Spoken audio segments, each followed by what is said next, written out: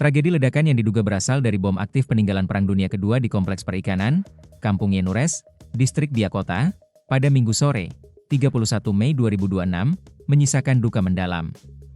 Namun insiden maut yang menghancurkan sejumlah rumah warga ini membuka mata banyak pihak mengenai tantangan besar dalam menata dan membangun kawasan pesisir di wilayah Papua, khususnya program Kampung Nelayan yang menjadi program unggulan Presiden kita, Prabowo Subianto. Kampung Yenures selama ini dikenal sebagai salah satu urat nadi aktivitas nelayan lokal di sana. Letaknya yang strategis di dekat kawasan perikanan menjadikannya target potensial untuk pengembangan ekonomi pesisir.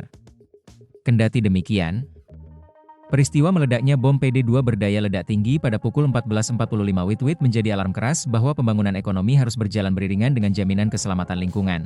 Secara historis, Biak Numfor merupakan salah satu pangkalan militer terbesar Sekutu dan Jepang selama Perang Pasifik. Oleh karena itu, wilayah pesisirnya kerap menyimpan bom waktu, berupa artileri atau bom udara dengan berbagai ukuran yang tertimbun di dalam tanah maupun pasir.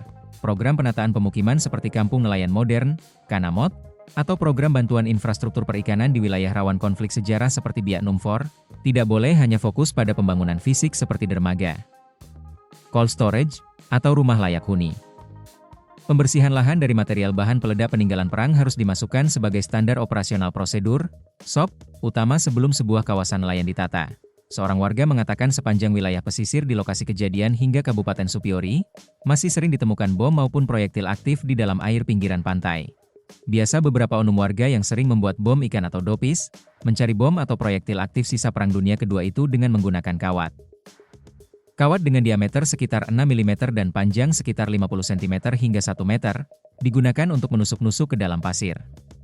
Jika kawat ini mengenai benda berbahan logam atau besi, maka bisa dirasakan gesekan sehingga mereka melanjutkan penggalian untuk membawa bom atau proyektil yang ditemukan.